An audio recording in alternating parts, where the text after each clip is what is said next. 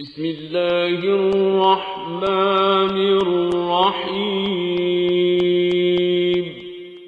وَلَقَدْ يَسَّرْنَا الْقُرْآنَ لِلذِّكْرِ فَهَلْ مِن مُدَّكِرٍ۔ السلام علیکم ورحمۃ اللہ۔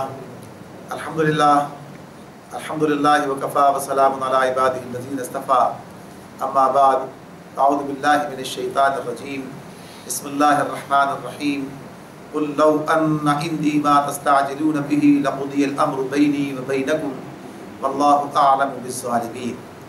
سورۃ الانعام کی آیت 58۔ نبی کرم صلی اللہ علیہ وسلم کو اللہ نے مخاطب کیا ہے، اور جو مضمون پیچھے سے چلا آ رہا تھا اسی کو آگے بیان کیا جا رہا ہے۔ یعنی یہی بات کی جو عذاب کے لیے جلدی مچاتے تھے، ہم نے انکار کر دیا، واجہ عذاب، تو اسی کا جواب یہاں پر دیا جا رہا ہے۔ پہلے تو یہ بتا دیا گیا پچھلی آیات کے اندر کہ یہ میرے اختیار میں نہیں ہے، اللہ ہی کے اختیار میں ہے، اور جب وہ مناسب سمجھے گا اس وقت وہ اپنے فیصلے نافذ کرے گا، اور وہی سب سے بہتر فیصلے کرنے والا ہے۔ اب یہ بات کہی جا رہی ہے، قل، آپ کہہ دیجئے، لو ان عندی ما تستعجلون به، اگر کہیں، ابھی کون کہلوا رہا ہے؟ اللہ تعالیٰ کہلوا رہے ہیں۔ اب یہ خالق اور مخلوق کا فرق ہے، یعنی یہ اس اعتبار سے بات ہے یہ کہ اللہ رب العالمین، بہرحال اللہ کے برابر تو نہیں ہو سکتا کوئی بھی، اللہ کے نہ علم کی برابر ہو سکتا ہے، نہ اللہ کی حکمت کے برابر ہو سکتا ہے، نہ اللہ کے حلم کے برابر ہو سکتا ہے۔ جو حلیم ہے نا وہ اس اعتبار سے بھی، تمام کیفیات کے اعتبار سے۔ تو اب یہ بات بتائی تو آپ ان سے کہہ دیجیے، اگر لو ان عندی ما تستعجلون به، اگر کہیں وہ چیز میرے اختیار میں ہوتی جس کے لیے تم جلدی مچا رہے ہو، لقضی الامر بینی وبینکم، تو میرے اور تمہارے درمیان کبھی کا فیصلہ ہو چکا ہوتا۔ یعنی میرا معاملہ تو الگ ہے، اللہ کا معاملہ الگ ہے۔ اللہ کا علم ہے تو اپنے علم کی بنیاد پہ فیصلہ کرے گا، میرا علم جتنا ہے میں اس کی بنیاد پہ فیصلہ کروں گا۔ معاملات اس اعتبار سے، اور پھر اللہ کا حوصلہ جتنا بڑا ہے اور انسان کا حوصلہ جتنا بڑا ہے، یعنی تمام چیزیں اس اعتبار سے اسی طرح ہوتی ہیں۔ تو یہاں پر یہ بات کہی جا رہی ہے کہ آپ ان سے کہیے، اگر یہ معاملہ میرے اختیار میں ہوتا تو کبھی کا فیصلہ ہو چکا ہوتا۔ یعنی یہ بات، اب اس کا مطلب یہ تو نہیں ہے اللہ تعالیٰ دیر کر رہا ہے میں تھوڑی دیر کرتا، یہ مطلب نہیں ہے اس کا، یعنی اللہ کے اوپر چلے جائے بات ہی، بلکہ یہی بات ہے کہ میرے علم حکمت کی بات تو دوسری ہے، میں تو جو میرے سامنے وہ چیزوں کے مطابق معاملات کرتا ہوں، تو اس اعتبار سے فیصلہ کر چکا ہوتا۔ لیکن اللہ کو پوشیدہ حقیقتیں پتہ ہیں، کیا کیا ہونا ہے، آگے کیا کیا معاملات ہیں، کس کے لیے ابھی کتنی مہلت باقی ہے، کس کو ابھی کتنی گنجائش دینی ہے، وہ تو اتنا بڑا حکیم اور رحیم ہے، یعنی کتنی بڑی بات ہے اللہ تعالیٰ کی۔ آپ دیکھیے یونس علیہ السلام کی قوم کا معاملہ ہے، کیا معاملہ سامنے آتا ہے، یعنی نافرمان قوم ہے، عذاب کا فیصلہ ہو چکا ہے، لیکن ذرا سی حجت میں کمی رہ گئی کہ رسول عذاب آنے سے پہلے چلے گئے، یعنی عذاب آنے سے پہلے، یعنی عذاب جب آنا تھا اور انہیں اس وقت تک قوم کے اندر رہنا تھا، جب چلے گئے وہ اور انہیں آتے ہوئے دیکھا عذاب اور کھڑے ہوئے توبہ کرنے کی، تو اللہ نے کہا ہے نا قرآن مجید میں، عذاب دیکھ کر کوئی قوم کا ایمان اسے کوئی فائدہ نہیں پہنچا ہے سوائے یونس علیہ السلام کی قوم کے۔ تو کیوں انہیں رعایت ملی ہے؟ تھوڑی سی بھی گنجائش ہوتی ہے، تو اسی لیے کیا قانون کیا بنتا ہے، اسلام کا قانون کیا ہے، یعنی شک کا فائدہ مجرم کو ملتا ہے۔ شک کا فائدہ نہیں، شک کی بنیاد پہ فیصلہ نہیں ہوتا ہے کبھی، جو ہے اگر کوئی بھی یہ بات ٹھیک ہے اس کو دے، بے شک ٹھیک ہے، ایک گویا کہ یہ مجرم بچ جائے گا، لیکن یہ ہے کہ ہاں جسے سزا دی جائے گی پورے یقین اور شرح صدر، اللہ کو تو یقین ہے، یعنی دنیا کے اس اعتبار سے کہ یہ پوری چیز واضح ثابت کر کے، تو یہ اللہ جانتا ہے۔ تو اس اعتبار سے کہا گیا آپ ان سے کہہ دیجئے کہ اگر یہ چیز کہیں میرے اختیار میں ہوتی تو کب کا میرے اور تمہارے درمیان فیصلہ ہو چکا تھا۔ واللہ اعلم بالظالمین، اللہ زیادہ بہتر جانتا ہے کہ ظالموں کے ساتھ کیا معاملہ کیا جانا چاہیے۔ یعنی اللہ کا علم بندوں کے علم سے وسیع ہے، اور پھر اسی بات کو آگے بیان کیا ہے، یعنی اسی چیز کو آگے اللہ نے کسی اور حوالے سے بھی ہمارے لیے رہنمائی کا ذریعہ بنا دیا۔ اس کے اندر بھی بات آ رہی ہے، آگے جردل بات ہو گئی مستقل، وَإِنَّهُ مَفَاتِحُ الْغَيْبِ لَا يَعْلَمُهَا إِلَّا هُوَ وَإِنَّهُ مَفَاتِحُ الْغَيْبِ لَا يَعْلَمُهَا إِلَّا هُوَ وَيَعْلَمُ مَا فِي الْبَرِّ وَالْبَحْرِ وَمَا تَسْقُطُ مِنْ وَرَقَةٍ إِلَّا يَعْلَمُهَا ولا حبۃ فی ظلمات الارض ولا رطب ولا یابس الا فی کتاب مبین۔ بڑی زبردست بات اس میں اللہ تعالیٰ، یعنی اتنی وسعت جو انسان کے بس میں نہیں بیان کرنا۔ اللہ تعالیٰ فرماتے ہیں پہلی بات تو یہ کہہ دی وَإِنَّهُ مَفَاتِحُ الْغَیب، غیب کی کنجیاں یا غیب کے خزانے. مفاتح جو ہے یہ اس کے لیے کنجی کے لیے بھی کہا جاتا ہے اور مفتاح، اور یہ خزانے کی کنجی بھی ہوتی ہے. تو باتیں دونوں ایک ہی بنتی ہیں اصل میں. تو کیا کہا؟ غیب کے خزانوں کی یا غیب کی کنجیاں اللہ ہی کے پاس ہیں، اس کے خزانے، اس کے خزانوں کی کنجیاں اللہ کے پاس ہیں. وَإِنَّهُ مَفَاتِحُ الْغَیب. اور پھر اس کے بعد کیا کہا؟ لا يعلمها الا هو، لا يعلمها، جنہیں اس کے سوا کوئی نہیں جانتا. یعنی اللہ تعالیٰ کا جتنا علم ہے اتنا علم کس کے پاس نہیں. یعنی اصل جو علم اس کے پاس، اپنے علم میں سے وہ جس کو جتنا چاہتا ہے دے دیتا ہے. یعنی یہ ہے اصل بات.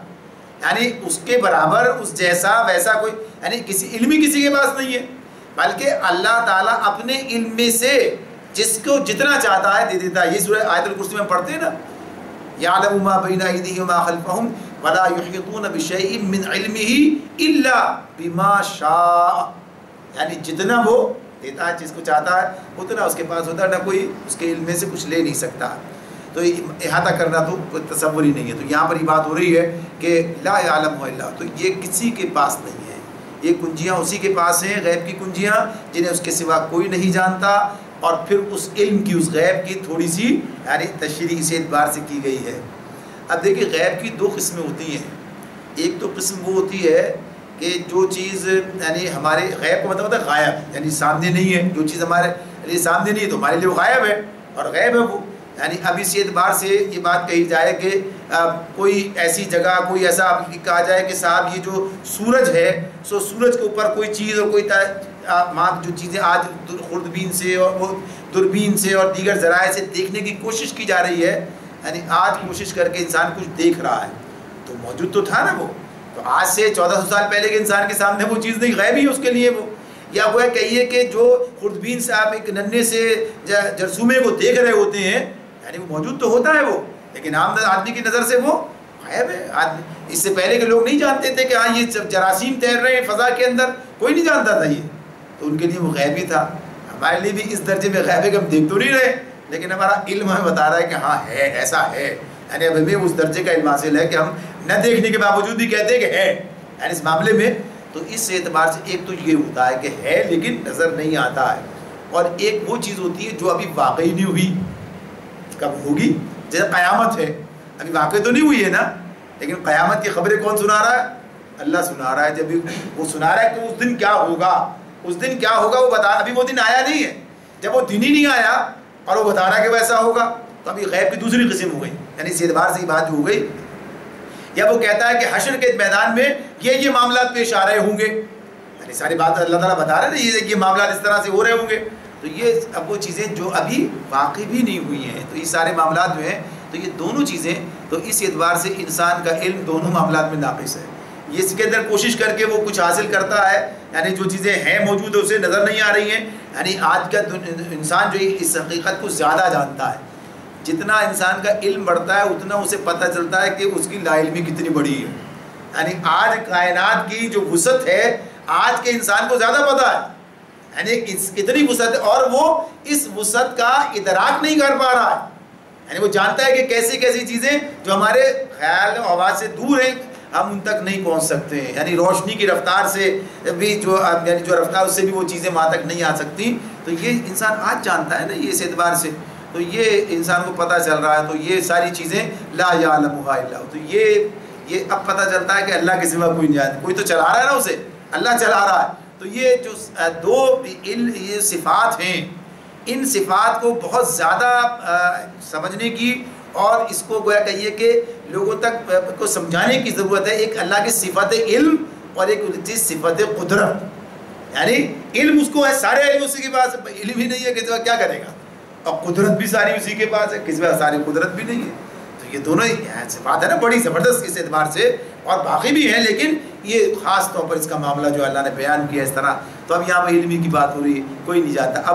اب یہ کس چیز کے بارے میں بات ہو رہی ہے؟ یہ جو ہے نظر نہیں آتا، سب تک احاطہ نہیں کر پاتا انسان. کچھ کب کر رہا ہے، کچھ چیزیں کس حد تک کرتا ہے، اس کے اندر بھی پتہ چلتا ہے کہ اچھا یہ تو ہو ہی نہیں سکا. وَيَعْلَمُ مَا فِي الْبَرِّ وَالْبَحْرِ، بحر و بر میں جو کچھ ہے سب سے وہ واقع. اچھا بحر و بر کیا ہے؟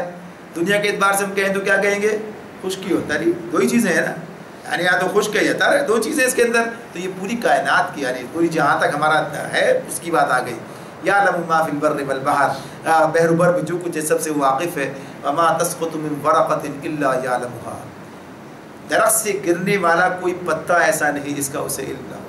یعنی اس کے علم کی کتنی آپ کیمرے کیا کچھ لگائیں اور سب چیزیں اس طرح سے. دیکھیے ہوتا بھی کیا ہے، آپ نے کیمرے تو لگا لیے سارے، بہت سارے لگا لیے، سیٹلائٹ بھی بنا لیا، یہ سب کچھ کر لیا، بیک وقت ہر چیز پر نظر رکھنا کسی انسان کے بس، یعنی سب کچھ تو ہے.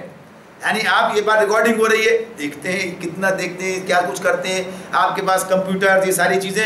لیکن اس اعتبار سے گویا کہیے کہ جس طریقے سے اس سب کو مانیٹر کرنے کا جو کام اللہ تعالیٰ نے ہر بیک وقت ہر چیز اس کی نظر میں، بیک وقت کا جو معاملہ ہے. ورنہ اگر یہ تمام سارے سسٹم رکھنے والے، ان کے یہاں جرائم کیسے ہو جاتے ہیں؟ بھائی سارا سسٹم رکھتے ہیں نا، سیٹلائٹ رکھتے ہیں، یہ رکھتے ہیں، کیمرے رکھتے ہیں، فلاں رکھتے ہیں، تو مجرم کو جرم ہونے سے پہلے پکڑا جائے، یعنی جرم کرتے ہوئے پکڑ لیا جائے. چلو یعنی جرم کرتے ہوئے کہ آپ جرم کے بعد بھی بڑا تحقیق سے کسی کو پکڑ پاتے ہیں، کسی کو نہیں پکڑ پاتے ہیں، جرم کی روک تھام تو نہیں کر پاتے نا. بڑے بڑے تھانے دنیا کے بڑے ایسے ممالک جو کہتے ہیں کہ ٹیکنالوجی میں وہ سب کچھ حاصل کر چکے ہیں اپنی دانست میں، یہ تو بیک وقت ہر چیز کا. کائنات میں یہ جو درختوں کی بات کہ کوئی پتا درخت سے گرنے والا ایسا نہیں جو اس کے علم سے باہر ہو. تو وہ جو بیک وقت کا اور اس طرح کا معاملہ ہے، اس اعتبار سے بات ہے. اور پھر یہی بات کہ زمین کے تاریک پردوں میں کوئی دانہ ایسا نہیں جس سے وہ باخبر نہ ہو. زمین کے تاریک پردوں میں تو اسی اعتبار سے کون سی چیز کہاں کیسے کدھر، تو پوری کائنات کا سارا نظام، سارا سسٹم، جس چیز کو جہاں جیسی ضرورت ہے. اب یہ دیکھیے دانے سے درخت اگانے والا تو اللہ ہے نا، تو اب جب پتہ ہے کہاں ہے کدھر ہے، اسے وہ پانی پہنچے، اسے وہ نمی ملے، اسے وہ چیز ملے، پھر وہ پھوٹے، پھر کہاں سے کیا ہو، کس کو کہاں پہنچایا جائے، کہاں سب چیزیں، تو یہ آسان کام نہیں ہے. تو یہ اس کے اعتبار سے بلکہ انسان کے لیے ممکن بھی نہیں ہے.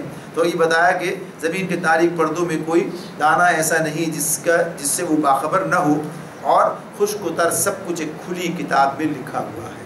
یعنی اللہ نے یہ اپنے علم کی بنیاد پر اس کو تحریر بھی کر دیا ہے، یعنی اپنے علم کی بنیاد، اس کا علم ایسا ہے. دیکھیے ابھی وہی قدرت کی بات ہے، اب یہاں قدرت کے ساتھ ساتھ کہ اسے حاصل ہے. اب ہم نہیں سمجھتے، ہم نہیں جانتے، اس حد تک نہیں پہنچتے کہ اس نے سب کچھ لکھ بھی دیا ہے پہلے، سب کچھ اس کے سامنے، پھر کیا ضرورت کیا ہے سب کرنے کی. لیکن وہ جانتا ہے، اسے پتہ ہے کہ اس حکمت کے ساتھ میں کیا معاملہ ہے.